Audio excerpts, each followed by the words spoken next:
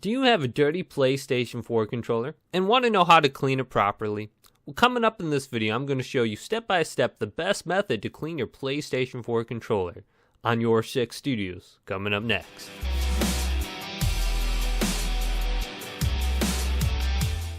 In this video, I'll be using a microfiber cleaning cloth, a toothpick, a Q-tip, rubbing alcohol, a dish towel, and a dirty PlayStation 4 controller. The first thing I'm going to do is pour my rubbing alcohol into the lid so I can dip my cloth and Q-tips into the solution. Then with my towel dipped in rubbing alcohol, I'm going to make an initial pass of my controller, cleaning up all the dirt, grime, and dead skin that has accumulated on the PlayStation 4 controller over the many years of using it. Some of the areas might be a little bit hard to clean with this towel, however we're going to be going in with the Q-tip and doing a more thorough job coming up next. Take a Q-tip and dip it into the rubbing alcohol solution and go ahead and flatten the end of the tip. Push it down until it's a little bit more narrow than it was before. When it becomes wet, it'll be easier to push down. Now take your Q-tip and clean around the outer edges of the D-pad, going on top of the buttons and on the sides of it. And on the right side, do the same thing for the symbol buttons. If you see dirt and grime building up in the cracks and crevices of the buttons, go ahead and take your toothpick and clean that out a little bit more thoroughly. And then make another pass with your Q-tip and rubbing alcohol. Once the D-pad and the symbol buttons are clean, let's go ahead and move over to the touchpad. For my first pass with the Q-tip, I'm just going to go around the outsides of the touchpad, getting up all the dirt and grime that's in this little crack here. And then I'm going to make thorough passes on the touchpad itself. And don't forget to flip over your controller and get the back of the touchpad and go through with the Q-tip and clean out the crevices. And then make another pass through with the Q-tip, picking up any of the grime that you lifted up with the toothpick. And as you can see, it actually picks up a lot of dirt and grime and discoloration from the controller. Now with the toothpick, do a thorough scrub around the outer edges of both the left and the right thumbstick.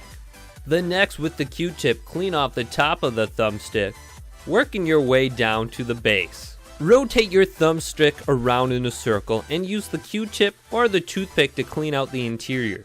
If you're someone who's having problems with your thumbstick, like for instance you're not able to sprint accurately or there's a drift in your thumbstick, over the years dust and grime has fallen through the cracks to land on the sensors underneath the thumbsticks, causing your movements to be off. To prevent this happening any further, make sure you do a very thorough job with the Q-tip cleaning the base of your thumbstick. And to get dust off those sensors, try blowing into the cracks with your mouth or using compressed air. This has helped me a lot with the sprinting problems I have with my left thumbstick.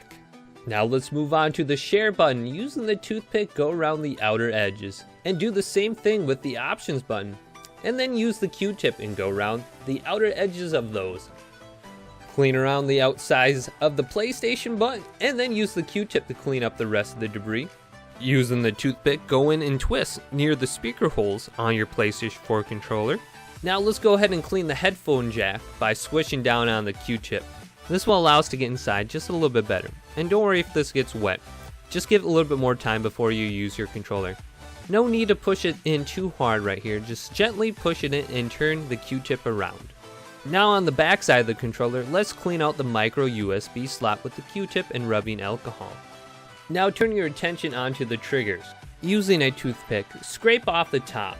Now using your Q-tip, go back and forth, cleaning off your trigger buttons. And then flip over your controller and take a toothpick and scrape out the bottom of your trigger buttons. And then use a pass-through of the Q-tip to clean up any of the grime you just pulled up using the toothpick. Now this area is going to pull up the most dead skin. Using the toothpick, go through the crack on the side of the controller. Do this around the entire controller, and when you do this, you'll realize you are pulling up a lot of dead skin. And then wash everything down with rubbing alcohol and the Q-tip. And don't forget to do the inside of the controller. There can be a lot of dead skin in this area also. After this, your controller should start looking like new.